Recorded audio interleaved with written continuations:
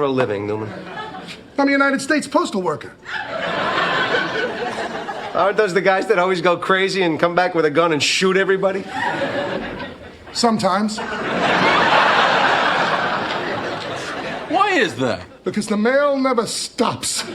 It just keeps coming and coming and coming. There's never a let up. It's relentless. Every day it piles up more and more and more, and you gotta get it out. But the more you get out, the more it keeps coming in. And then the barcode reader breaks, and it's Publishers Clearinghouse Day. All right. Well, good morning, everybody. Let the sun shine in. It is sun shining, baby. Sunshiny day. Oh, sorry. Marsha. Come on now, little Brady Bunch. You gotta keep on doing it right. Anyway, good morning, everybody. If I can get my seatbelt thing together, we'll be good. Game time, Brian.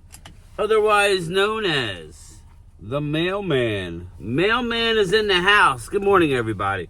I may need my hat, but I just got out of the shower, so I don't want to overdo it. You know what I'm saying? I need to shave. I know, I need to shave. Vinny, I might take it off again. Pause. But anyway, good morning. Rise and grind, everybody, on this Saturday, March 8th? Yes, the 8th. March 8th. Don't forget, tonight, we spring forward tonight, so we lose an hour of sleep. So, when I go to bed, I do it, but technically it's 2 a.m. Our president said that, I don't know who's voting for it, to be honest with you, but our president said, supposedly, because I don't watch that shit, that daylight savings time is not going anywhere because 50% of the people want it and 50% of the people don't want it. So that's a good way of managing, but in my way, you're punishing the people who want it. Why are we catering to the 50% that don't want it? Put in the comments, why is daylight savings time so important to you? I'm being real. I mean, I know the rate of suicide goes way up because of daylight savings time. People like more sunlight. They just do. So, I mean, it's just a pain to me. Not for me, but like my son, he has to be at work at 4 a.m. in Mount Laurel, New Jersey, right by NFL Films. It's like a 45-minute drive from here. So he leaves at 3:15 in the morning. Well, now it's 2:15 tomorrow morning, right? I get it. Well, in the fall, you gain an hour. Just take it away. How's that? But anyway, that's just me moving along, circling forward. Hope everybody's having a good Saturday morning. We have the tumbler. I did not get any of the tumblers out today. I'll get it together over the weekend and they'll go out Monday. So I'm waiting on a couple people to get back to me and Mark Hutchinson. So I didn't forget you. Anyway, a flurry of news yesterday. Geno Smith traded for a third-round pick to the Las Vegas Raiders. Geno Smith. What? Explain to me that move. Is he a bridge? Because I'm hearing long-term deal, which I know you can get out of it, but is he a bridge or is he the guy? I'm still thinking if Shedeur Sanders is there, they're taking him. I'm hoping that Jackson Dart goes ahead of him. Yes, everybody jump ahead to get quarterbacks. Milrow, come get you one. There it is. I'm back. Now, I'm off Sunday, Monday. Then the weather picks up. Then the weather gets warm. Then we're cooking with gas. Then it's my season. Can't stand this cold weather. But anyway, circling back again. I don't get it. I don't get Seattle giving up a third-round pick for Geno Smith. Put in the comments, what's your thought about that? Good move? Bad move? I don't know. My little daughter falls in the well, her eyes go sideways. Yeah, she gets kicked by a mule, they straighten out. I don't know. That's Cousin Eddie, by the way, I think. I know I butchered the line, but you get the point. Sam Darnold. Sam Darnold is the favorite to be in Seattle. So I see it. Now, don't get me wrong. I see it from Seattle. I think that was a great trade by Seattle. Geno Smith hasn't won nothing in this league. I get it. It's a team game, but again, Geno Smith has had a few good years, but tell me if I'm wrong. Did he not have a lot of offensive talent in Seattle? I mean, you had Tyler Lockett in his prime. You had DK Metcalf in his prime. I mean, you had great tight ends, decent offensive line. Geno Smith? Really, Tom? It's got to be a placeholder, but giving up a third-round pick, in my opinion, Tom Brady, not so good. Now, I'm not saying he's the GM, but not so good on your first major acquisition. No offense, Geno Smith. But Sam Darnold to Seattle? What is Minnesota doing? You got Justin Jefferson saying, I could be good with any quarterback. Yeah, that's the case, but Sam Darnold proved that he was lights out last year. How do you not I don't know. I'll put the hat on. It looks like a fucking goofball. Whatever. I'll put the hat on. There you go. I don't know. I just think it's weird. Sam Darnold to Seattle. It's a great move. And Geno Smith and Oakland has to give up a 3? I don't know. What am I missing? Now I'm hearing they're going after Genty. Good. Again, I don't need to have Genty. I don't. It's a cool story. He's a great running back, but we got a lot of things. I'm only saying when I do these mock drafts, like last night with Primetime Phil, if Genty's there, he's probably the best guy on your board. Why are we going away from it? Unless you're going to trade away from Genty, and that's a risk. You're trading away from a first-round graded player to maybe not a first-round graded player because you're filling a position of need. That's my fear when it comes to trading away from Genty. But hey, if they want to take Genty, great. I don't think Seattle's taking a quarterback now, which nobody really thought that they were, but I still think, I don't know that the Raiders are. You tell me Shedeur Sanders is going to be there at 12? If you would have told me that a month ago, that Shedeur Sanders would be there to get Dallas at 12, how are we feeling now with that Dak Prescott deal? $60 million.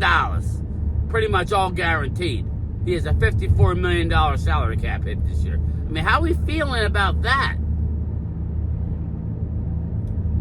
When you could have Shedeur Sanders and go out and get you a Marcus Mariota or something. Who I still want, by the way. I still want Mariota. Still want him. I don't know. What's down is up. What's up is down. Listen. Osa Odigizua. You had to know that Jonathan Allen was going to be available. He was on the trade market. There's going to be so many bodies out there.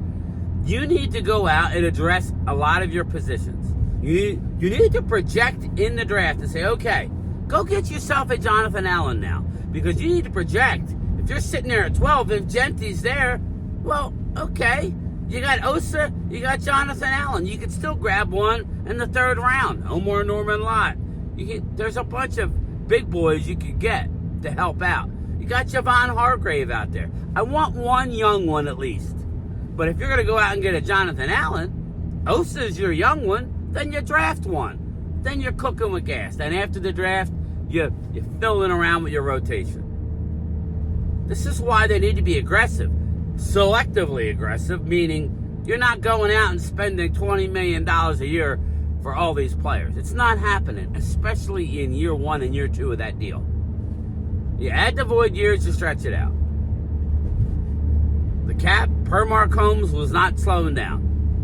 So, let it go, baby. Let it go. Let it go. Oh, sorry. I don't even have a lot of liquid gold in me, guys. Go get you one. links, YouTube page, shop. If you're a channel member, email me. I'll give you a deal, like I'm giving Vinny Hagen when he asked the wifey. But yeah, so there's a lot of moves going on. Lots and lots and lots. I don't know what you guys feel about Jonathan Allen, but I would say go get the man.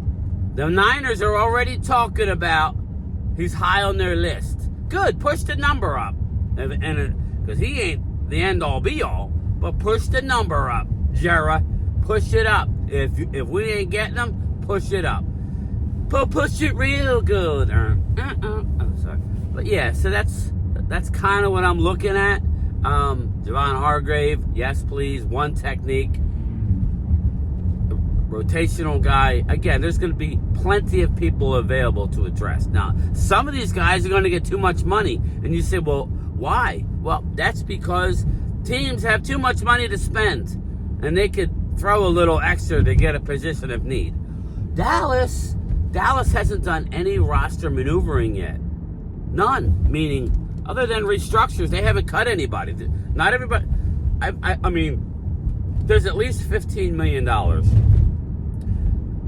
At least right now. Just me looking at guys that aren't going to be here next year. Why they haven't cut them yet, I don't know. But there's three guys, and I'm not going to name them. But, well, one, I keep saying, Damone Clark. That's $4 million right there. So, I can get you, easily. Not counting restructures. You don't have to restructure shit, which I do think they should restructure. I do think they should restructure Turnstile. But that's just me. You can restructure pretty much anybody's contract. And you say, well, they're trying to sign Bland and all. Yeah, okay. That's not a big deal. Go get the positions filled now, everybody. That's what's important. Go get your positions that you need to fill. And then you go into the draft, and if you go offense, because it's unbelievable. If you go out and you get Jonathan Allen, and you go out and you get Landry, I'm just saying, you get the point. It don't have to be Myles Garrett. You can go get Landry for less money, and he's just as productive over the last year. It's close. It's comparable. I would be more willing to do that. And then, in the first round, if Gentry were to be there, guess what? You take him. Like the second round, if the stud falls to you, like an offensive guard or something, he falls, then you take him. Or third round offensive guard, if a stud wide receiver falls to you, like in the second round, or if you take the stud wide receiver, if you drop down or something and you get Golden in the first, and then you come back with like a running back in a second, and then it doesn't limit you to go, oh my God, we got to go defense, boys. We haven't addressed the defense. We got to go defense. I don't believe in that strategy. So again, we have all day to talk about it on Monday. I'll be live. No show tonight, but I may do a live stream. At some point. I probably most likely will. And then tomorrow, maybe we'll do a channel member Zoom call, which I make most of my stuff channel members unless I'm having a guest on. Come on now. And then free agent frenzy Monday, baby. Curious to see what the Eagles are going to do. Eagles are making room. They're making some room. I think it's to try and re-sign their own guys and make a splash at defensive end. What says you? But all right, let me go. This is my 6th day of work here. I'm ready to get in, and I'm ready to get out. I'm ready to get home. We got a lot of work to do. We got lots of work to do. And the wind seems like it's died down. It's been so windy here that it's ridiculous. But don't forget, 3:45 Eastern time, my lunchtime chat. Yes, that's my new time. It's more of a late lunch. I try and get done my route so I can relax and not stress, and then have my lunchtime chat, be able to compress before I come back to the post office and then go home. So there it is, everybody. Kind of a ho-hum morning drive. His Saturdays are normally slow. Yeah, that's it. And I will talk to everybody 3:45 Eastern. Make sure you have your little bell notifications on. And see you later. Late. 10 years ago, these markers weren't so purple, but now they're purple. Now they're really, really fucking purple. And it's alarming to me, and it's also enchanting to me to see the deep blue sea inside, this. Let's talk about buttered sausage. Talk about buttered sausage, where it comes from, what it does. Why is it doing what it's doing? Get it out of my face. Buttered sausage. It's not my jam. I don't buy jam. I buy honey, and I kiss it on the lips.